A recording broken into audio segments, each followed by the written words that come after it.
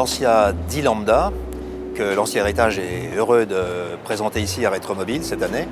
Pourquoi? Parce que c'est un modèle de la gamme qui fête ses 80 années en 2009.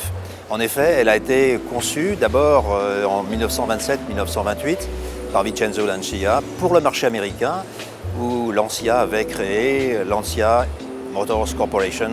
De ce fait, elle est dotée d'un beau V8 et d'un châssis particulier. Alors le châssis, qu'est-ce qu'il a de particulier?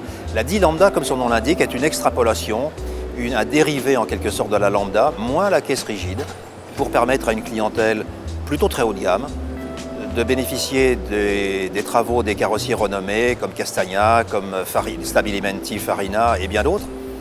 Et elle a été distribuée sur le marché européen, châssis nu, un châssis extrêmement rigide, caissonné, dont le réservoir d'ailleurs faisait contribuer à la rigidité d'ensemble.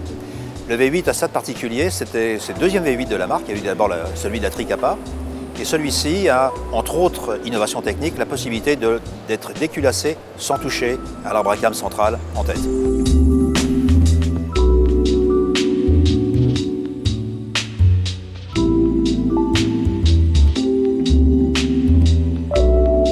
Comme je viens de vous le dire, ça a été destiné surtout à être carrossé par des grands de cette profession.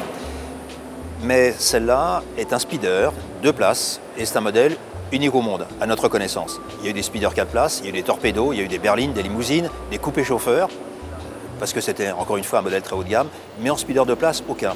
Et nous pensons, sans pouvoir l'affirmer, parce que nous n'avons pas de preuve absolue d'en faire la démonstration, qu'elle a été carrossée par le carrossier Le Baron de New York.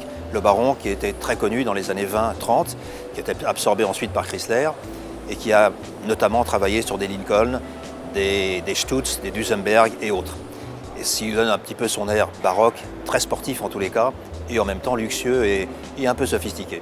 Il y a le mélange un petit peu des années 20 et des années 30. Les années 20, si on veut bien regarder le capot, sa longueur, la calandre très classique, très emblématique de Lancia, ses phares très stylisés, en écusson Lancia, et en même temps rehaussé par des ailes très profilées avec des galbes généreux, très typés années 30. On les retrouve d'ailleurs dans des Delage, certaines Bugatti et autres grandes marques de ce genre de cette époque.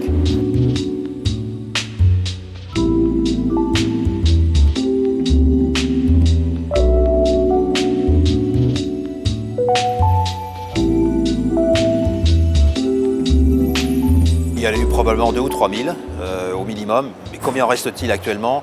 Il y en a une seule en France, c'est celle-là.